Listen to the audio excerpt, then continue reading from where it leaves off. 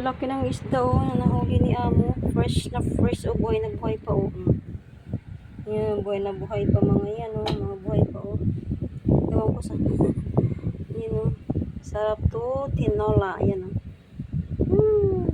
Fresh na fresh pa oh, gumagalaw pa oh. Yan, ilinisan ko muna. Ang totoo. Grabe oh. Ang taba ng isda.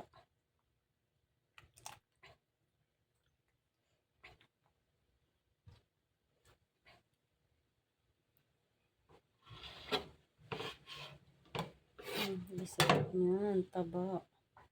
Grabe. Fresh na fresh. Ayan guys. Ang taba ng isda.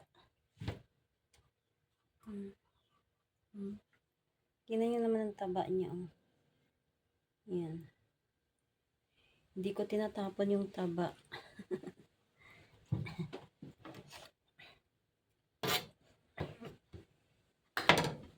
Hindi ko tinatapon.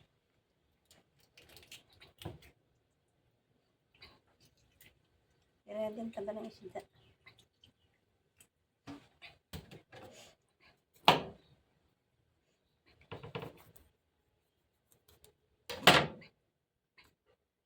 Fresh na fresh.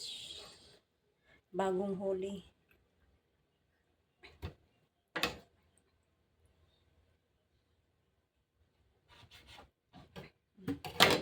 Grabe. Wow. Wow. Ano kaya masarap na luto dito? Fresh na fresh. Ito na guys yung isda na nilinisan ko. Tingnan nyo guys, hindi ko talaga tinanggal ang mga taba. Ito ay gagawin ko mamayang tinola. Fresh na fresh. Ayan na guys. Oh. Yung mga taba niya talaga. Oh. Hindi ko talaga siya tinanggal. At saka malinis kasi itong isda na to. Walang dumi sa kanyang katawan. Ang tinanggal ko lang dyan ay yung mapait. Yan. Yan. Hindi ko talaga siya tinanggal ang taba. O, diba? Ayaw ko putulin. Kasi, tsaka na putulin kung sakali kung anong gusto kong pagluto. Ayan. Fresh na fresh talaga siya. Iba din talaga pag malapit ka sa dagat. Makakain ka ng fresh na isda. Guys, ang tinola kong isda. Isang piraso, 4 na hiwa. Oh. Fresh na fresh yan guys. Ang isda kong tinola. Sarap naman ang higop ng sabaw. O yan guys, ang taba niyan. So, yan. Tingnan mo yung taba niya. Oh. Nilagyan ko lang siya ng sibuyas, dahon, loya. Taba niya, ay sarap ng sabaw niya. Manamis-namis.